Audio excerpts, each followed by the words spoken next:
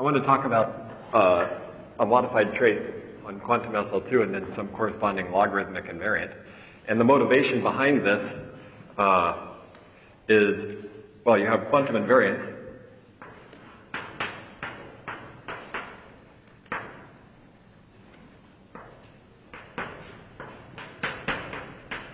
And so the main kinds, Precious-Deacon tribe or triavira, and these both use categories of, say, representations over the quantum group. And one thing that I've been doing recently is, with a variety of people, is working with generalizing this situation, these categories, to non-semi-simple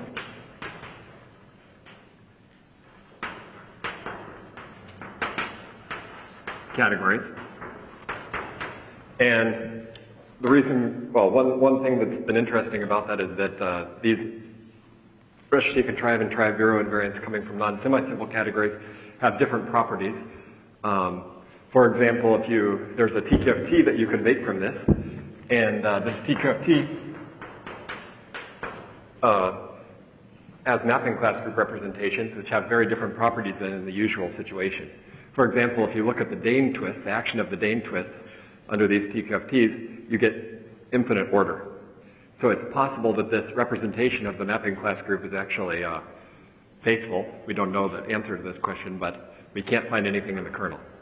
And so this is a very different situation than in the modular category setting where you have semi-simplicity.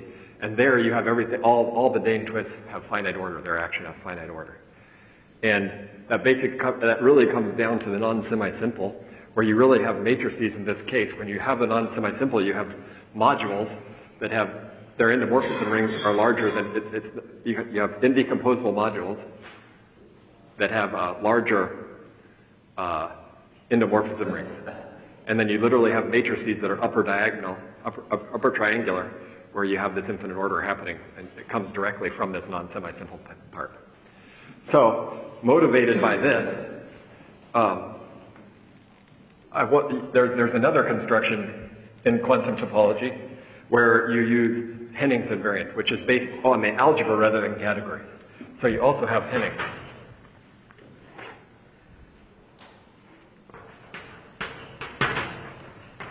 And so this, instead of being categories, is algebra.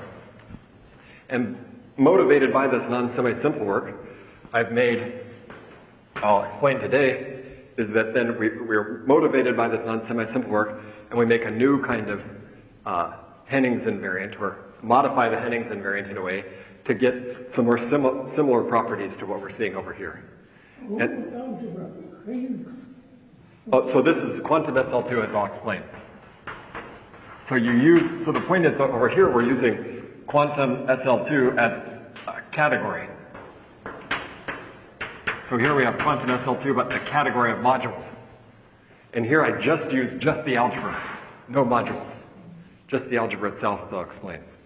And so, hopefully so today what I'll explain is a link invariant and a three-manifold invariant. And most likely, we know how to also make a TQFT. And this TQFT will have similar properties to the TQFTs we have over here, we would believe. And so this is the motivation behind this. And hopefully also this TQFT is related with something that looks like the Kähler-Levchenko invariant. Kähler did this work with non-semi-simple TQFTs. Oh. Keller, sorry. And Levchenko, they did this work on TQFTs. They wrote this book, non-semi-simple TQFTs. And this is somehow related to that, but hopefully a different explanation and maybe slightly easier to understand. And maybe even a little, their TQFT was not, it had some gluing problems, and we fixed those gluing problems, hopefully. So, that's the motivation of the talk. And now, I'll actually start try not to go too fast and keep things hopefully Relatively simple. And so with that in mind, I'll start just by defining quantum SL2. And what? Did I misspell? Oh, you're right. R, yeah. Sorry. Thank you, Tom. Thank you. Sorry, I'm terrible with spelling and names. So yeah, I might misspell other words too. Please correct me. Okay. Okay, so we start with part 2. So this was motivation. So part 2 is the algebra. And so the first thing is we want to fix Q. So I fix P in the integers greater than 1 and a root of unity, Q to the P square root of negative 1 over, oops. So I fix a 2pth root of unity.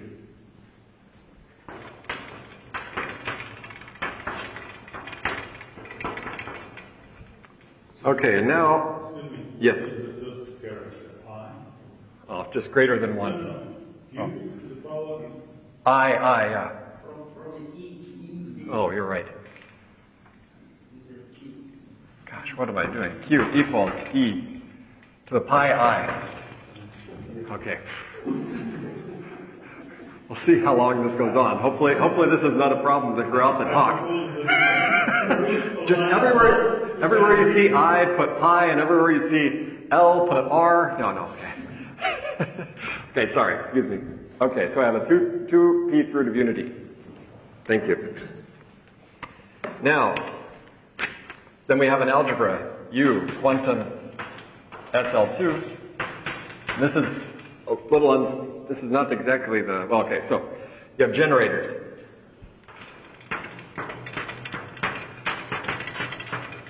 So I have E, big F, K inverse. And I have some relations. So I have E to the P, F to the P. These are both 0. I have K to the 2P is equal to 1. E, or then you have K and K inverse commute and equal 1 when you multiply them together. K, E, here's the quantum part. When you conjugate by K, E by K, then you get Q squared E, F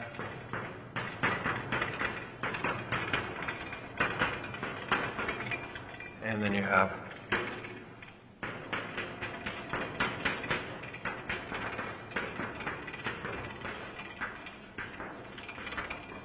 okay. And so this algebra is actually motivated by at least is used a lot in conformal field theory. So that's why we picked this particular set of relations. So this is actually a Hopf algebra.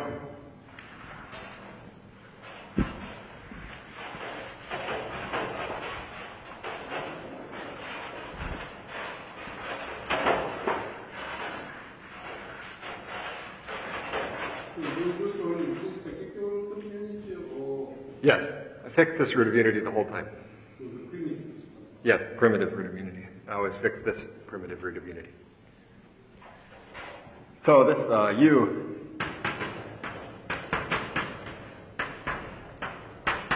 Hopf algebra with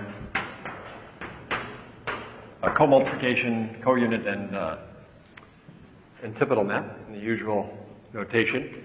So for example, we have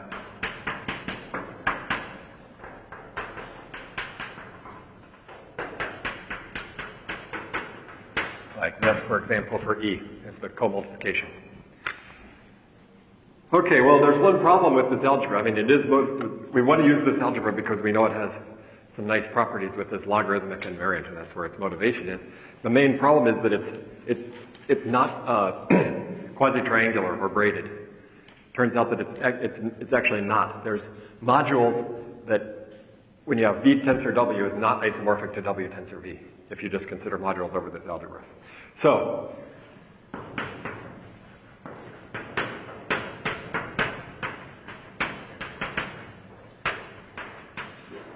but we want to do what I'm going to explain. We want to actually use the universal construction to make a link invariant out of this, but we need an R matrix to do that. So I can modify this slightly. I can take a slightly different algebra and still get a universal invariant from this. This is what I'll explain. So instead we consider another algebra also. So a C join a Q algebra. And this is, we'll call it A. And this has generators. So all I'm going to do is take a square root of big K. I basically want the same thing except with a square root of big K. So I have generators, little e, little f, and those are going to look exactly like big E and big F. And then I have little k, K inverse. And then I have relations. Excuse me? Yes. You are now describing new algebra. Yes, new algebra A. Which is over C bracket Q. Yes. Sorry. No problem, thank you. Okay, well, you can just take it as C if you want. I mean, either way, it doesn't. You can define it formally if you want, or here, since it's already a root of unity, it's fine. So, relations. I have very similar relations over here. So I have e to the p equals f to the p equals 1. And now I have little k, since it's a square root, I'm taking a square root of big K. Little k is 4p equals 1. Oh, E0. And this is, now I take a square root, so I get to the 4p for k is equal to 1. Now again, I have the same thing.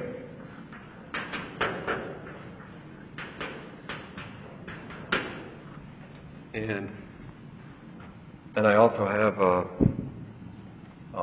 K, E, K inverse. And here I get, since I'm taking, I just get a Q here.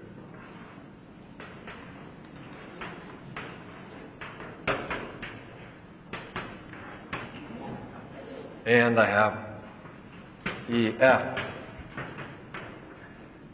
K squared.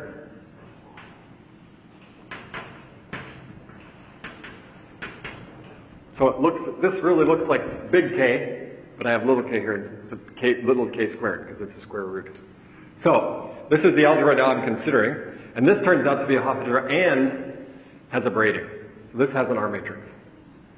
That's the important part of this. So you remove the three last relations? No, I put them here. I just wrote them up here because I don't have so much space. Basically, yes, that's all I'm doing. Why not to start there with this algebra? Because I want to consider, I want this, so I could just consider this as a subalgebra inside of here if I want to. It's the same idea. So this is a subalgebra, this is naturally a subalgebra inside of you. So I don't want, that's why I'm writing it like this, but it is a subalgebra. But, so I defined two algebras. Now what I'm going to do is, this has an R matrix. I'm going to use the universal construction applied to this, and then show that actually it takes values in here. That's all. I want to work with this algebra, but I want to do, this is the algebra that I'm motivated by, and I want to work with this algebra, but I need this algebra because I have a braiding. So Q is the same on Yes. the left-hand side and right? Yes.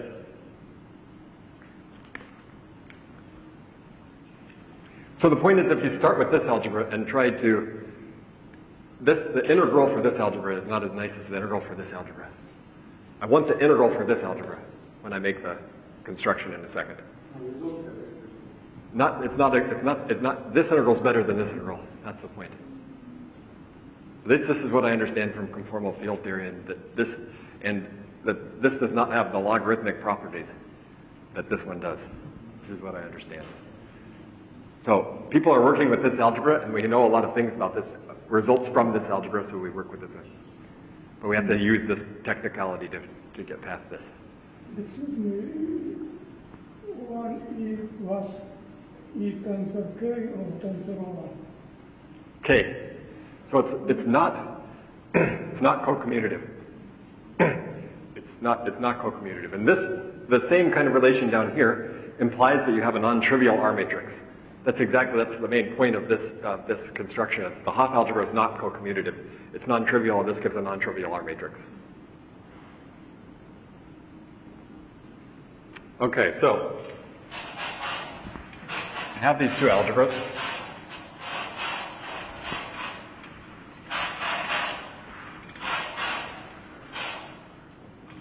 So A has an R matrix, and it's of the form R, and it looks something like M and J, where I have some coefficient here,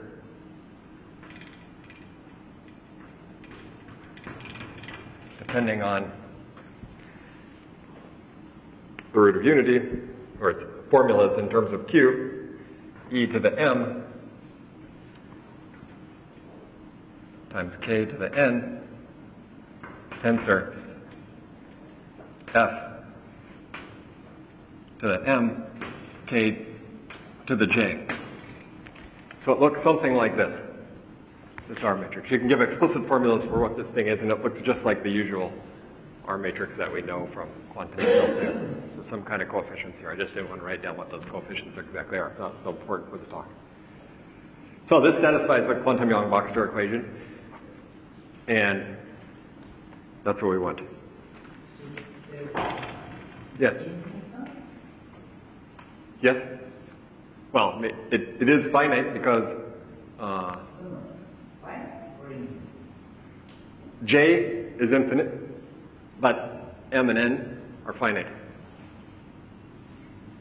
So it's an infinite sum. Oh no, so sorry, the K to the 1, K to the 2P, or 4P is equal to 1, so that's a finite sum. Finite sum. Just like in the small quantum group, this looks something like like Lustig's R matrix in the small quantum group. Sorry, thank you.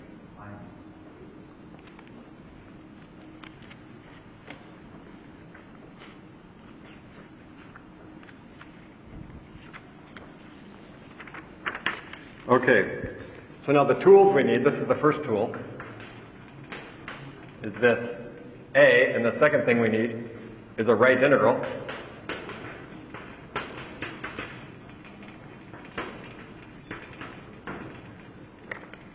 And so this will be on U. And what is this? This right integral is a function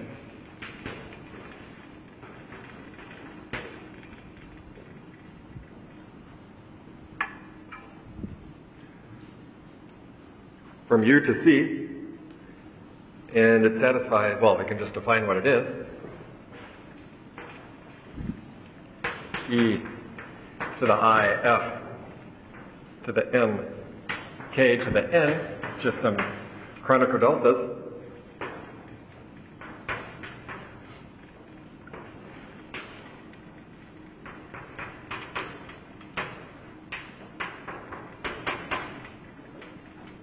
And it satisfies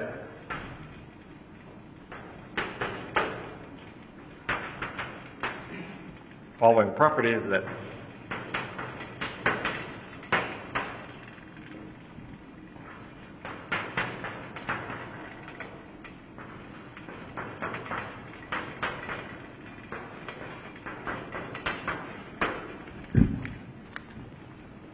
and this, as we'll see later, is exactly what you need for the Kirby move in the universal invariant. So, what's the next thing that I need? I still need, so now I need a quantum trace.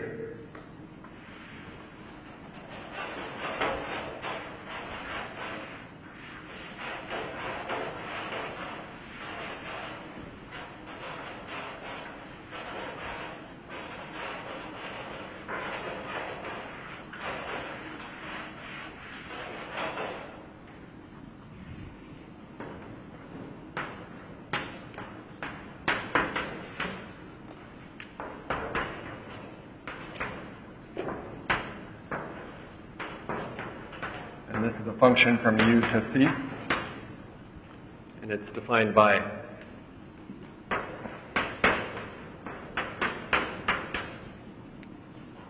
I take the usual trace over the endomorphism ring of u,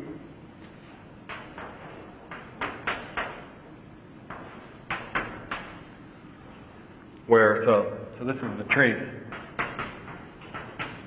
in the endomorphism ring of u. And so what's L of x? It's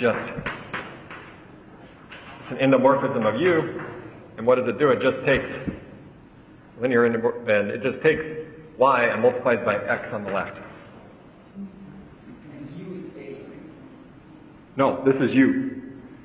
So I have u and I have a, but I want to define everything on terms of u except for the universal invariant, but then I want to show it takes values in u. I want to make an invariant that depends on u, but I need a to give the braiding. So it'll make sense in just a second. What's in the lower index and the morphisms of u with some lower limits? And C. zero. I mean, linear endomorphisms. Linear endomorphisms. So you can extend this one and not extend It's the same. I can put a here if I want. Exactly the same formula works. Exactly the same formula works. If I want, I can put a here. You can put u or a, both. which is better because A is bigger. A is bigger, but somehow it gives the wrong. I think that this integral is not as nice for a. This is the problem. I think the integral is not as nice for a. It's a right integral. I don't know if it's the right integral for a. For the quantum trace, you can put a here, but for the right integral, I don't know. Possibly. I imagine there's a right integral there, but I'm not 100% sure. The integrals that have been studied are this one. So, What argument x, y, x, y, and if without argument trace, after. yes? Yes, so this is next. What is this? It's Lx, it's left multiplication. So this is a morphism from u to u, linear map from u to u, and I just multiply by x on the left. And what apply? This is And then I multiply by k, by that, this power of k, and then I take the usual trace. this is from left. Yes, this is multiplying this endomorphism, and then I apply y into this, I multiply by k, that still is something in u, I take the trace of that endomorphism. It should be okay.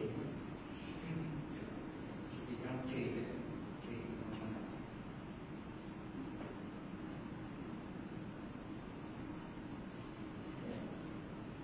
What? LK? What's K? K is in the algebra. K acts on the endomorphism ring. So what do you want me to write? No, I want x. X is in my trace. I'm taking the trace of x. I act by the element k on this endomorphism. And what does the endomorphism do? The endomorphism takes an element y, acts by x on y on the left. There's three different things.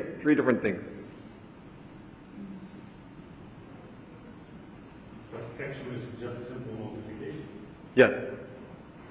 So, okay, fine, I can put it, okay, that's what you want me to do? Oh.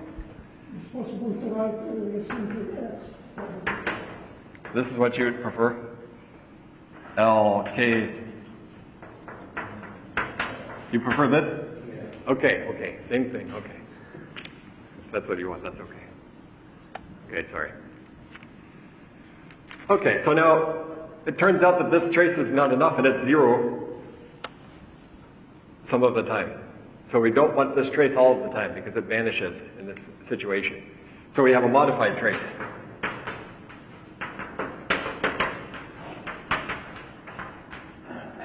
And this is the new part that we've added then here. And so what is this modified trace? So to define this, I first say what U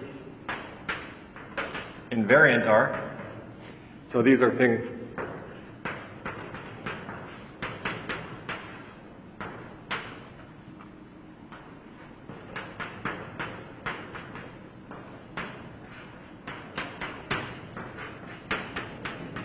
so I have invariant tensors here. And now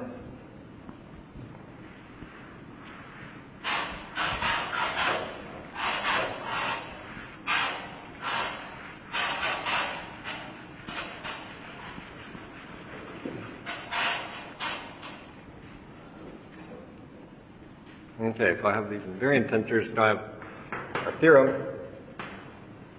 There exists a linear map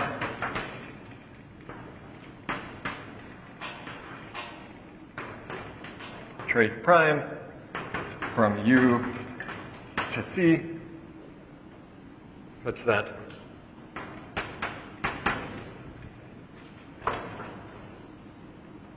one,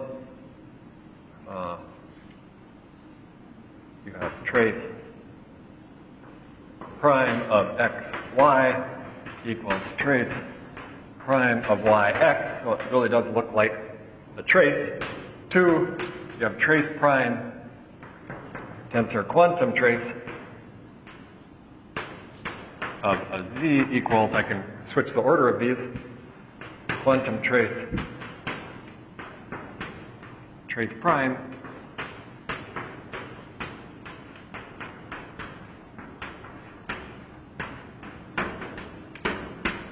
and 3, it's non-trivial and explicit.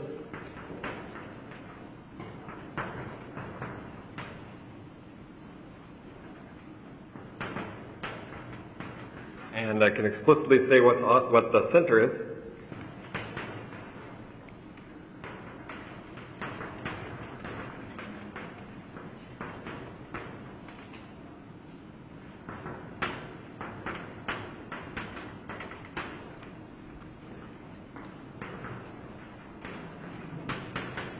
So I won't say exactly what those are because I'd have to describe the center and then tell you what these are explicitly, but there's explicit formulas for all of the center. And so, and this is actually where June Murakami did an invariant, this logarithmic invariant. And with these relations that I'm not telling you, that's how we could recover June's invariant. We can see from these explicit relations that we do get June's invariant. But I don't think it's very constructive to do that. Okay, so we have all these ingredients. We have the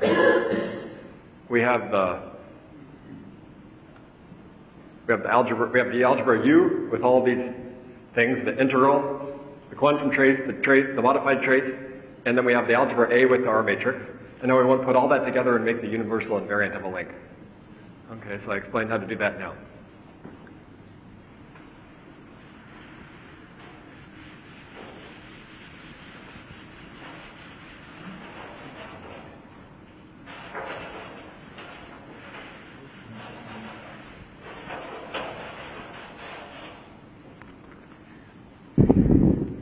Okay, so, first I need one more little lemma. Well, an important part about this modified trace is the following thing. So we let m be a positive integer,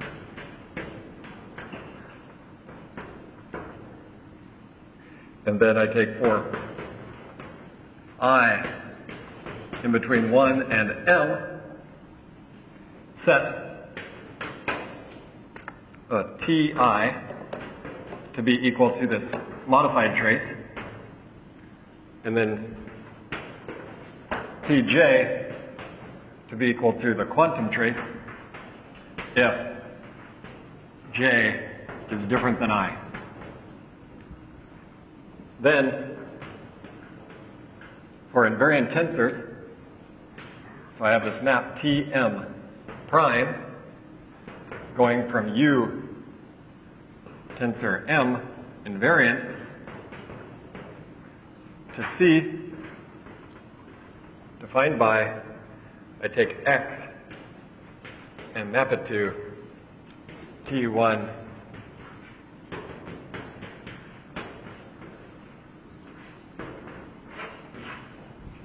so this is independent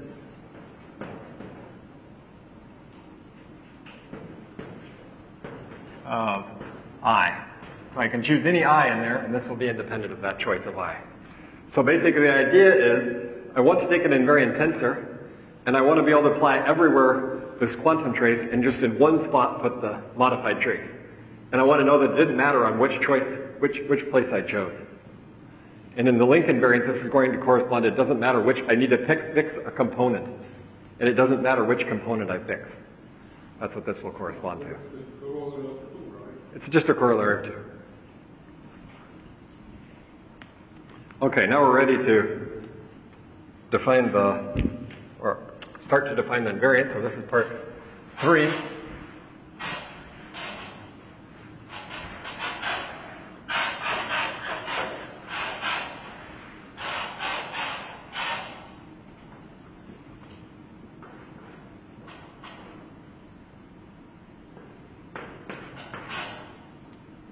Okay, so invariant.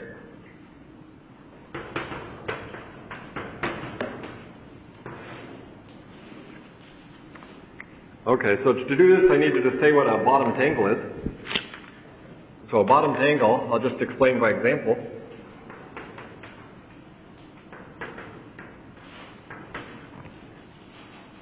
So a bottom tangle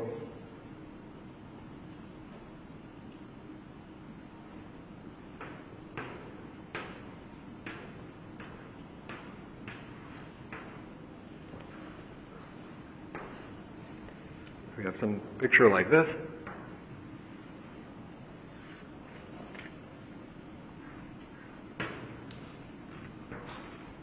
For example, so you have some components, some link components, and along the bottom you've opened this link up, and all the components are all next to each other.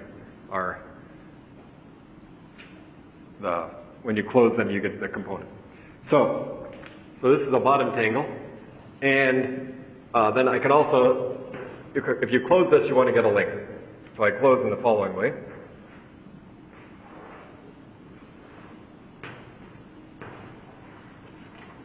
And this gives me a link.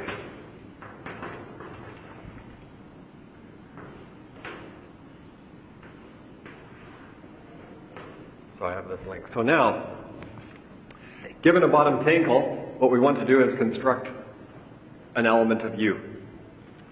So to do that, I have some building blocks.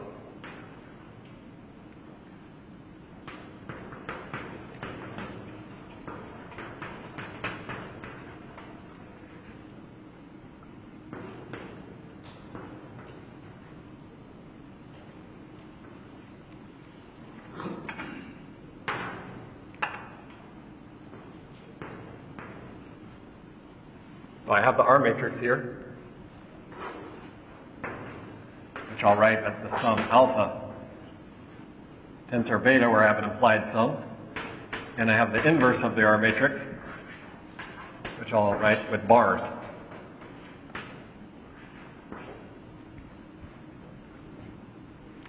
So I attach elements. If I have a crossing that looks like this, then I attach elements alpha and beta above the crossing in this way, where those are this thick. So there's an implied sum here also. I also have, going the other direction, I put the inverse.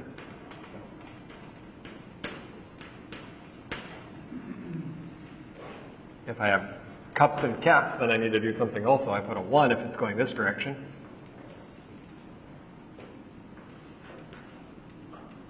And I put a 1 here if it's going this direction.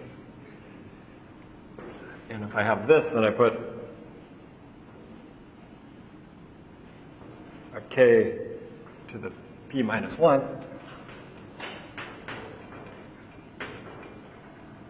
And if I'm going this direction, I put a k 1 minus p.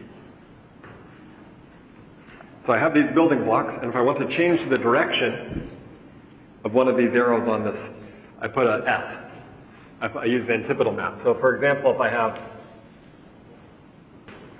had changed, this picture looks like this, except I've changed the direction of this one. So instead of putting an alpha, I put an S alpha.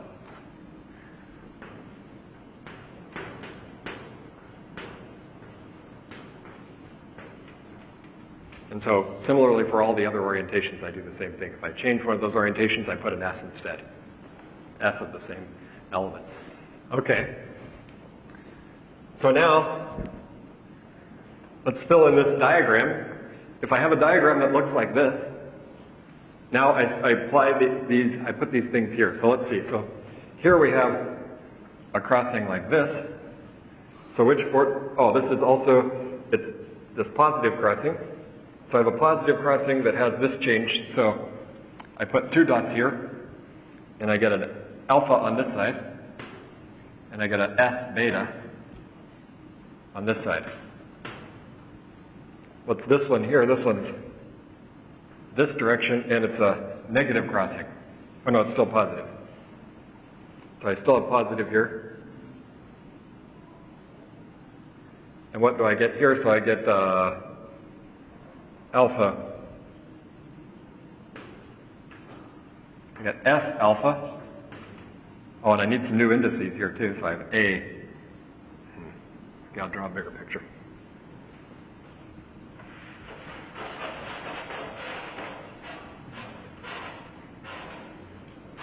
Oh, I should draw this more carefully, actually.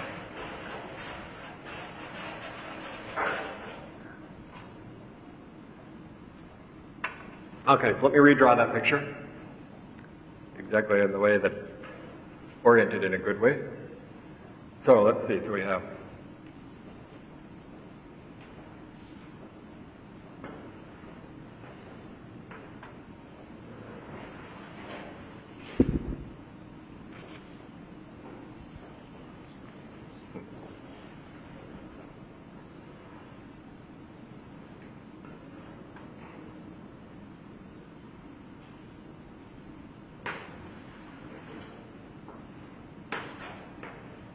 okay, so I have this. Now I have everything oriented in the good way. And so what do I have here? I have, so now we see here, this is the same, what I said. We have this. So here I put an alpha A, S beta, A. So the A indicates the sum over A. I'm summing over some A. Here, what do I get? I have down, down, but now I'm in the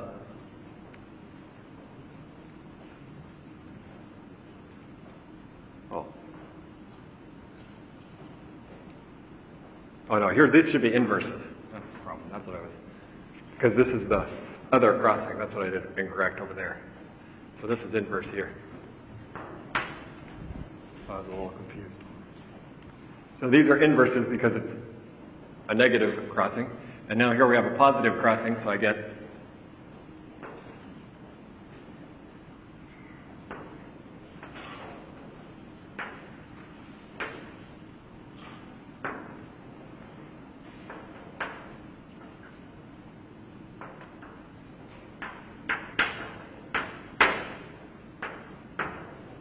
here, what do I get? I get a alpha B, and this one's coming down, so I also get a beta B. The little b, it symbolizes that I'm summing over B. I have 2 different implied sums here.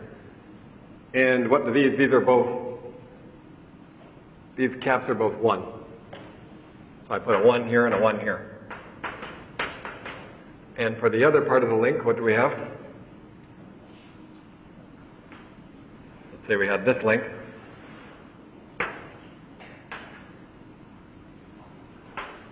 That it's going in this way, and I have a negative crossing again, and so I get a alpha C beta with S. And here, what do I get on this one? I'm going this direction, so I get a K 1 minus P. Okay, now I have all these elements assigned in this way, using these building blocks, and now I read along a component. So I start here along this first component here, and I read and I say I get a beta. So now I get some big sum. And what do I get? I get a beta B.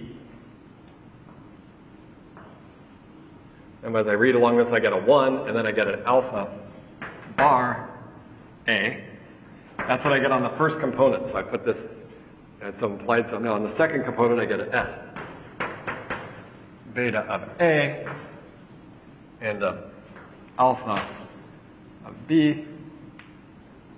And on the third component, I get this, so I get alpha C K. Oh, what do I have here? Here I have a 1, so that's okay. And then I get a K, 1 minus P, and I got S first.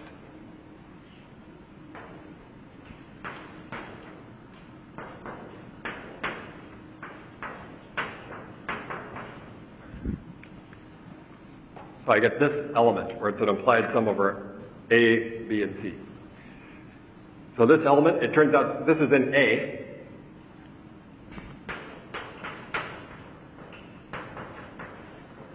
But a little lemma.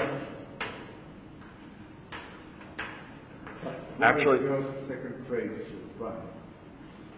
what? No trace yet. Oh, yeah, no trace yet. Yeah, I'm just first defining an element in A. So there's no link invariant yet. I haven't made any claim about this. I've just given an element. And now I will give the trace in a second. First I just have this element. And now, so you can associate.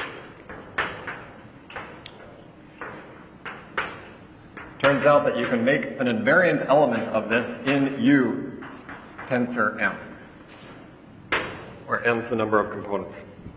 So it turns out this element here is actually in U. And then I can, if I pull all these strings up in a particular way, I'll get a string link, and that string link will actually be an invariant part of U. So turns out that I can associate some element here in, and it's some invariant part. So I get this invariant element actually in U. So I did not understand the way you associate GP and So I have this guy, you see this? And now I want to get to this. So the first thing is I first claim that this element is actually in U.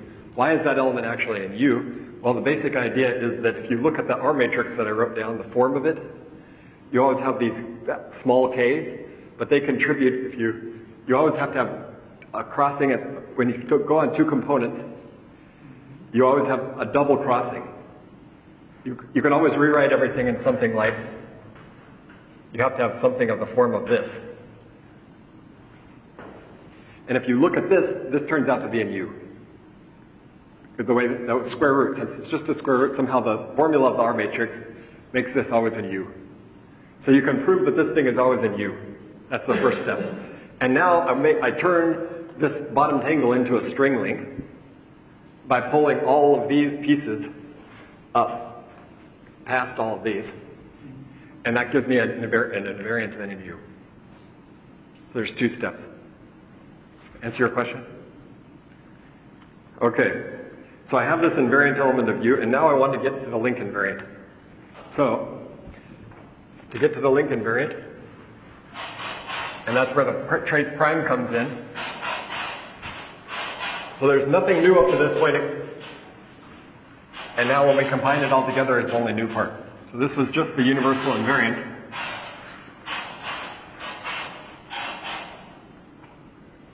Okay. So I want to consider certain kind of colors on these things. So I consider this H0 as U mod the set generated by xy minus yx, such that x and y are in U. So was it like perfect homology? What? Like perfect Yes. homology? Yeah. So I take this set and I want to consider now links colored with two different things. So I also want first, I want right multiplication. I need this map, which goes, so it just takes a y, and this time I multiply on the right.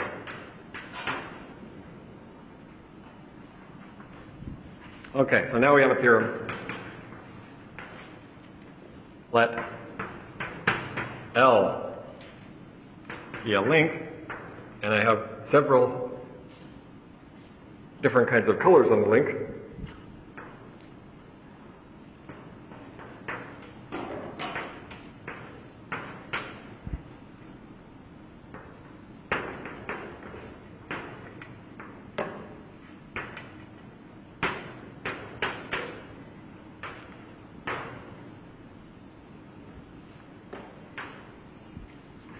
And then I have positive side colored also.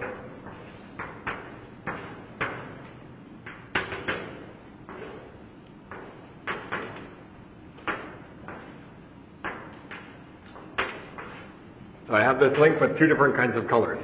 The X, I's are in this HH0, and the Z's are in the center of U.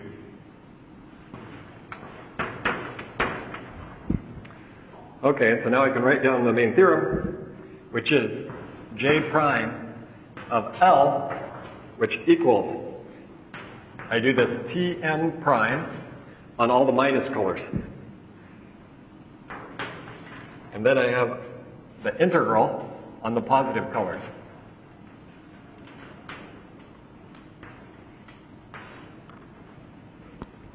And I put these colors in the middle.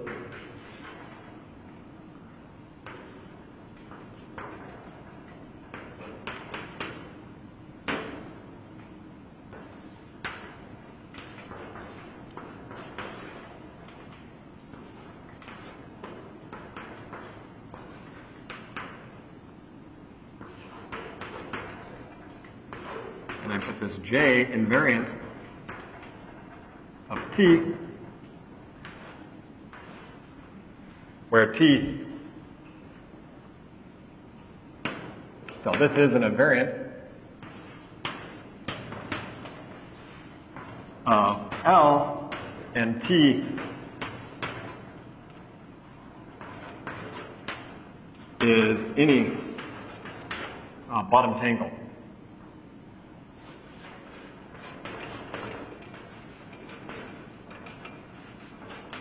Bottom tangle whose closure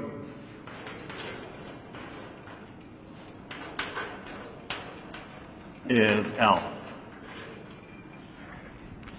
So the point is that I can take this invariant tensor here, I can multiply by some kind of colors here, and then I can open, this would be 0 if I don't put this modified trace here. If I just put the integral everywhere, I'd get 0, it turns out. But if I put this modified trace here, and I get something non-zero, and it doesn't depend on which component I open. Basically, this prime says that I open one of the components and put that trace prime rather than the quantum trace. If I just put quantum traces here, I get 0. That's the important part. So, it says I can do this, and what's interesting about this is that if you look at the Hopf link, and this, if you look at the Hopf link and you have minus colors and plus colors, one is a minus and one is a plus, then this pairing is non-degenerate. And that's the important part, is that that was not, without this modified trace, you don't have this non-degenerate pairing. And then that'll lead to the appropriate TQFT when you have this a Hopf pairing, a non-degenerate Hopf pairing. This gives the right kind of colors for the TQFT. So I'll stop there.